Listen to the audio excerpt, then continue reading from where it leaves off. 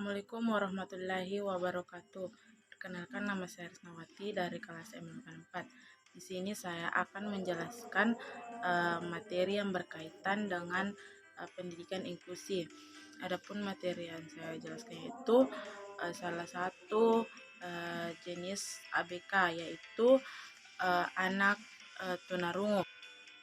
Sebelum menjelaskan materi tentang anak tunarungu, pertama-tama saya akan menjelaskan terlebih dahulu apa itu pendidikan inklusif.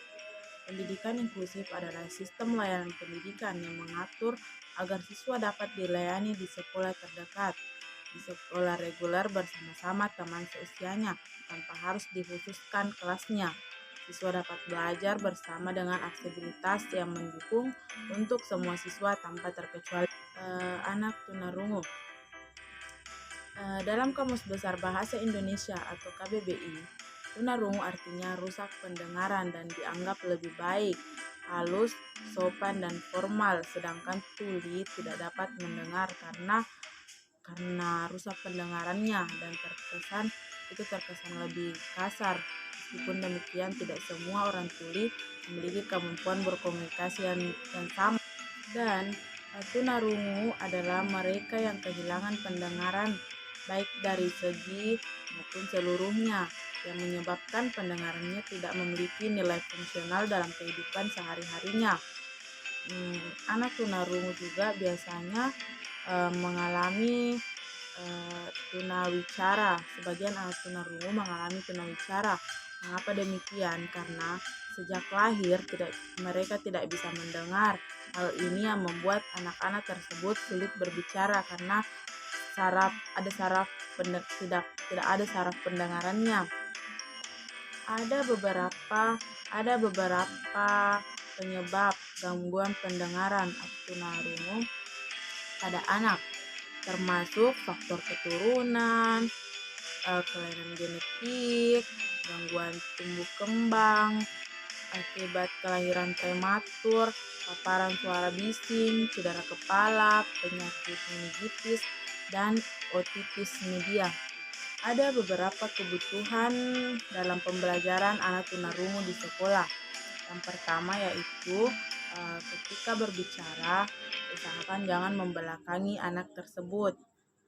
Kedua, anak hendaknya duduk dan berada di tengah paling depan kelas, sehingga memiliki peluang untuk membaca bibir guru lebih jelas. Ketiga, bila telinga hanya satu yang tunarungu, tempatkan anak sehingga telinga yang baik berada di dekat guru. Maksudnya anak yang tidak memiliki tunarungu dikasih duduk bersamaan dengan anak yang memiliki tunarungu. Keempat, perhatikan postur anak sering menggelengkan kepala untuk mendengar. Kelima, dorong anak untuk selalu memperhatikan wajah guru dan berbicara dengan anak dengan posisi berhadapan, dan bila memungkinkan kepala guru sejajar dengan kepala anak. Artinya guru harus mengambil fokus siswa untuk selalu sejajar ke depan. Keenam, berbicara dengan volume suara yang biasa, tidak terlalu keras dan tidak terlalu cepat, dan bibirnya harus jelas. 7. Materi pelajaran yang bersifat verbal seperti IPS dan PKN perlu dimodifikasikan atau dibuat lebih mudah dimengerti, dibuat lebih sederhana agar siswa dapat memahami. Karakteristik yang menonjol dari aspek fisik pada anak tunarungu adalah gerakan tangannya yang cepat. Hal ini disebabkan karena tangannya digunakan untuk alat bantu komunikasi. Ciri yang kedua adalah pada bentuk badannya yang membungkuk. Anak tunarungu seringkali juga mengalami gangguan pada keseimbangan tubuh. Selanjutnya, pendekatan pembelajaran pada anak tunarungu itu menggunakan dua pendekatan, yaitu pendekatan pembelajaran komunikasi dan pembelajaran bahasa. Yakni pendekatan komunikasi dapat dilakukan dengan 3 cara, yaitu cara verbal, nonverbal dan campuran antara verbal dan nonverbal, di mana verbal yaitu pembelajaran dengan menggunakan lisan, tulisan, dan membaca ujian. Pendekatan ini lebih mengarah kepada mengajak anak berkomunikasi dengan bahasa. Sedangkan verbal yaitu pendekatan dengan menggunakan gestur tubuh atau mimik, ekspresi wajah, dan dengan bahasa isyarat. Sedangkan pendekatan campuran yaitu pendekatan campuran itu antara gabungan antara verbal dan non-verbal, di mana penggunaan lisan dan gestur tubuh itu dilakukan secara bersamaan.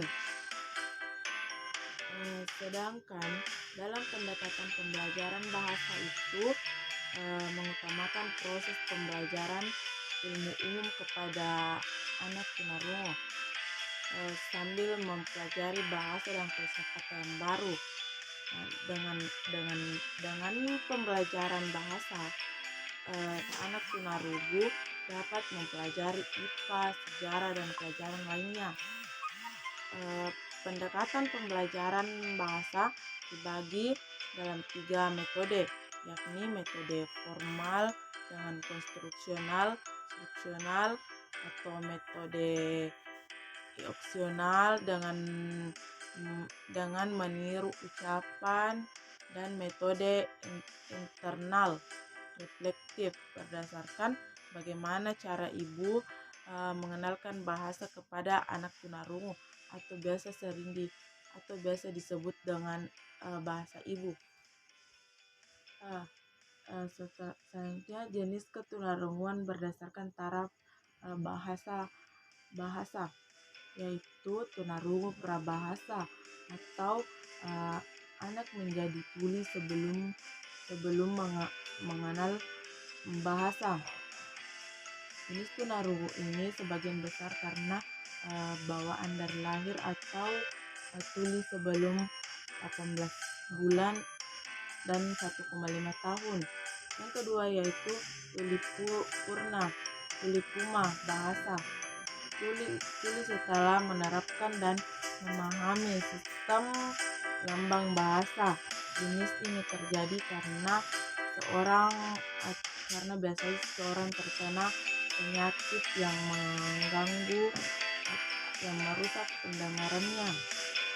Namun, ketika anak sudah memasuki alam pergaulan sosial, kedua jenis tunarungu ini terkesan sama karakteristiknya, mengalami kemiskinan dan perbendaharaan kosakata. Tunarungu akan sangat bermasalah dalam penguasaan melalui kegiatan jangka pendek dan akan bermasalah. Jadi ketika anak yang memiliki tunarungu itu akan lebih cepat melupakan sesuatu dan daya ingatannya tidak bisa terlalu lama.